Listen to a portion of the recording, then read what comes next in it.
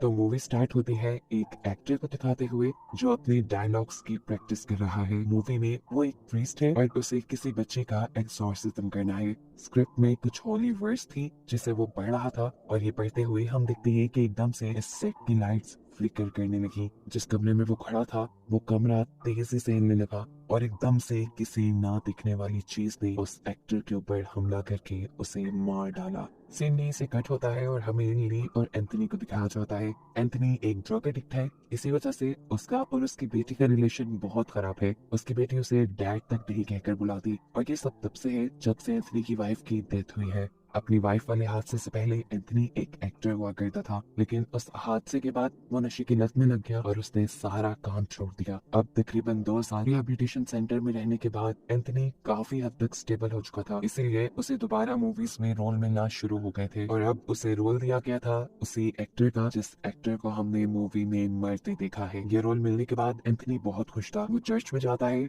और कन्फेस करता है उसने अपनी लाइफ में बहुत सारी गड़बड़ियां कर दी थी। अपनी वाइफ के मरने के बाद उसने अपनी फैमिली खराब कर दी, नशे में बढ़ गए, अपनी बेटी से वो दूर हो गया, लेकिन अब वो सब ठीक करना चाहता था। वो पहले की तरह काम करके अपनी बेटी के करीब आना चाहता था और साथ ही अपनी वाइफ की सोल को सुकून देना चाहता था। एंथनी अब घर आता है जहाँ वो और ली काम के बारे में बात करते हैं। ली के पास भी कोई जॉब नहीं थी, इसलिए वो अपने डैड गिनी एंथनी की पर्सनल असिस्टेंट बन गई। फिर अब शूटिंग स्टार्ट हो जाती है। ली शूटिंग पे अपने डैड के साथ आया करती थी, जहाँ उसे मूवी की लीड कैरेक्टर ब्लेक पे मिली, जिसके साथ उसकी अच्छी खासी दोस्ती हो गई। ब्लेक उसे ये पूरा सेट दिखाती है और ये लोग जब एक जगह से गुजरते हैं जहाँ 2 रोबोट्स रखे हुए थे, तभी को देखते ही एक रोबोट अजीब तरह से स्पार्क करने लगा। खैर शूटिंग अब शुरू हो जाती है और एंथनी शूटिंग से पहले शूटिंग सेट पर मौजूद लिस्ट से अपने कैरेक्टर के बारे में कुछ बातें करता है। ये लोग जब बाइबल की कुछ वर्स के बारे में बातें कर रहे थे तो हमने नोटिस किया कि एंथनी के नाक से खून आने लगा, लेकिन एंथनी ने इस बात को नजरअंदाज कर दिया कि समझते हुए कि ये उसकी मेडिसिन का साइड इफेक्ट हो सकता है। आज की सीन्स काफी अच्छे से कवर हो जाती है, जिसके बाद ली और एंथनी अपने घर आ जाते हैं। आधी रात में ली जब अपना फोन यूज कर रही थी तो तब उसे अपने लॉन्च में से अजीब किसी चीज की खड़कने की आवाज आई। वो जब चेक करने गई तो दूसरे कमरे का दरवाजा लॉक था। तभी उसके किचन का नल किसी ने ऑन कर दिया। जैसे ही उसने किचन में जाकर नल बंद किया तो उसे लॉक खुलने की आवाज आई। वो दरवाजा अब खुल चुका था जो पहले लॉक था और अंदर कोई भी नहीं था। वो इन सब चीजों को इग्नोर करके अपने रूम में जाने ही वाली थी, लेकिन तभी उसे एंथनी यानी उसके डैड कॉरिडोर में खड़े दिखाई दिए। ली उसके पास गई, वो कुछ बड़बड़ा रहा था। ली उसे पकड़ के झंझोर देती है, जिसकी वजह से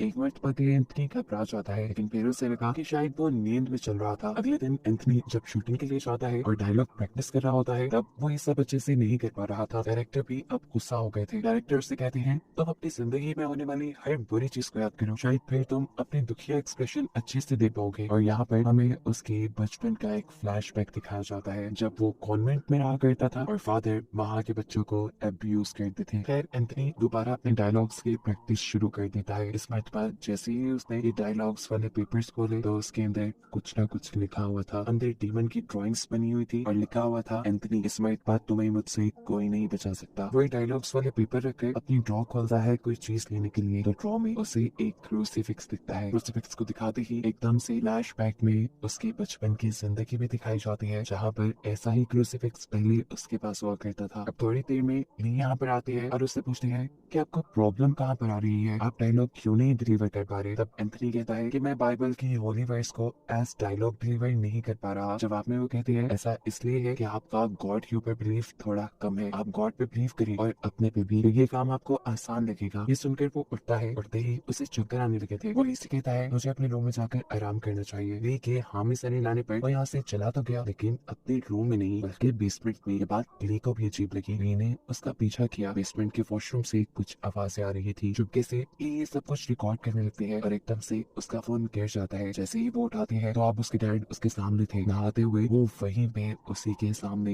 हिरन भी कर देती हैं। ली इन सब चीजों से घबरा जाती है क्योंकि अब एंथनी की आंखें भी बिल्कुल व्हाइट हो गई थी, जैसे किसी ने उसे पोसेस कर दिया हो और वो इवल नजरों से ली को दिख रहा था। तेजी से वो वहां से ऊपर चला जाता है और ऊपर जाने के बावजूद भी वो ली को ऐसे ही अजीब नजरों से देखता रहा। ऊपर जाकर जैसे ली को होश आ गया था वो अब अपने वॉशरूम में जाकर शॉवर लेता है और ली उसके पीछे जाकर चिल्लाती रह जाती है आपने मेडिसिन चेंज की है ना, ये उसका साइड इफेक्ट है, आपको जल्दी डॉक्टर के पास जाना चाहिए। इस टाइम एंथनी उसकी बातों को इग्नोर कर रहा था, जबकि हम उसकी बॉडी पे काले धब्बों को देख रहे थे, जो इस बात की कंफर्मेशन थी कि वो किसी इवल चीज के पोजीशन में है, यानी किसी बुरी ताकत ने उसे अपने कब्जे में ले लिया है। ये निशान ये निशान जैसे कुछ ही सेकंड के लिए उसकी बॉडी पे आए थे और फिर चले भी गए। मूवी सेट पर डायरेक्टर, प्रोड्यूसर और किसी भी को एक्टर को एंथनी की एक्टिंग पसंद नहीं आ रही थी, इसलिए वो अपसेट होकर दोबारा ड्रिंक करने लगता है। जबकि यहाँ फादर ली से सवाल करते हैं, क्या इस मूवी में जो कुछ हो रहा है तुम्हें उस पर बिलीव है? ली जवाब में कहती है, पहले तो नहीं था, लेकिन रात जो मैंने देखा है उसके बाद कुछ कुछ यकीन हो रहा है। इसके बाद ली जब घर आती है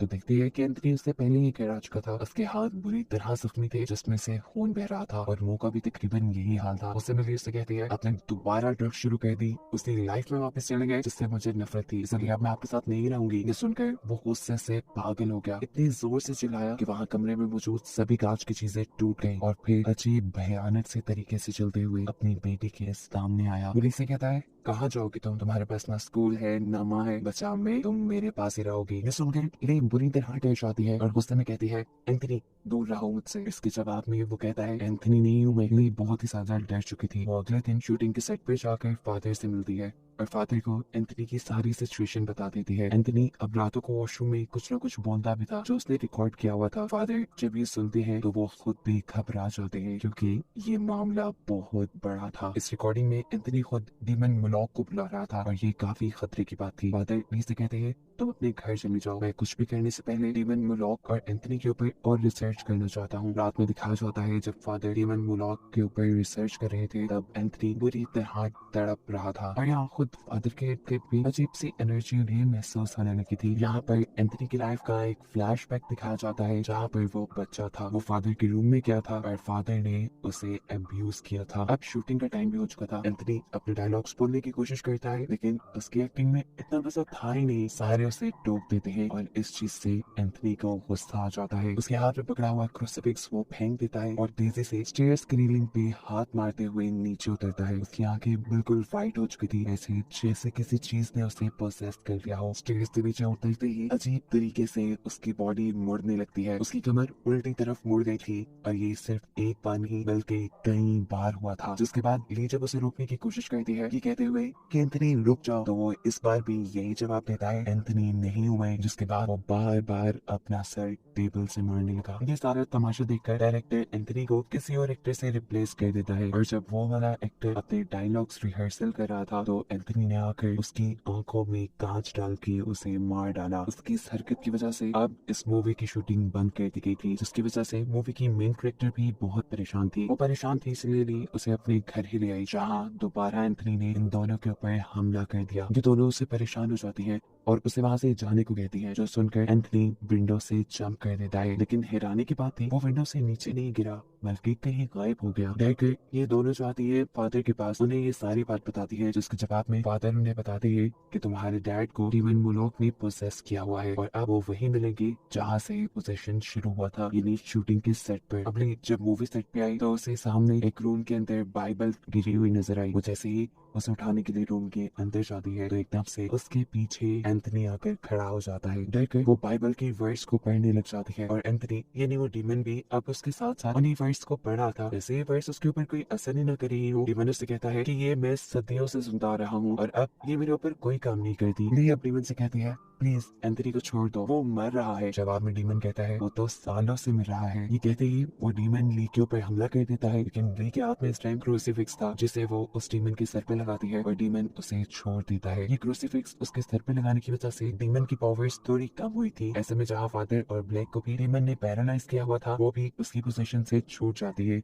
अब फादर डीमन से कहते हैं, तुम एंथनी की बॉडी छोड़ दो और मेरे अंदर आ जाओ, क्योंकि फादर खुद एंथनी का एक्सॉर्सिज्म करने में कामयाब नहीं हो पा रहे थे। डीमन भी उसकी बात मानते हुए एंथनी को छोड़कर फादर के अंदर आ जाता है। यहाँ से अब मूवी फ्लैशबैक में जाती है और हमें ये रीजन दिखाई जाती है कि क्यों उस डीमन ने सिर्फ एंथनी को ही पकड़ा था। असल में एंथनी बचपन में जब कॉन्वेंट में रहता था तब फादर उसे अब्यूज किया करते थे और अब्यूज करने के बाद उसके सर पे उल्टा क्रॉसिफिक्स बना देते थे, यानी वहाँ पर गॉड को माना नहीं जाता था, वहाँ पर डीमन की वर्शिप होती थी। डीमन की यानी में शैतान की पूजा की जाती थी। ये ट्रॉमा बचपन से अब तक एंथनी के दिमाग में था और यही उसकी कमजोरी बनी, जिसकी वजह से डीमन ने उसको पोजेस कर लिया। सीन दोबारा प्रेजेंट में शिफ्ट होते हैं जहाँ अब फादर की बॉडी में वो डीमन है। फादर को बचाने के लिए एंथनी यहाँ होली क्रूसिफिक्स उठाता है और बाइबल की वर्स पढ़ना शुरू कर देता है। अब उसकी वर्स डीमन के ऊपर असर दिखा रही थी क्योंकि वो बचपन में अपने ट्रॉमा से अब निकल चुका था और गॉड के ऊपर बिलीव रखते हुए ये वर्स पढ़ रहा था और ऐसे वो डीमन कमजोर होकर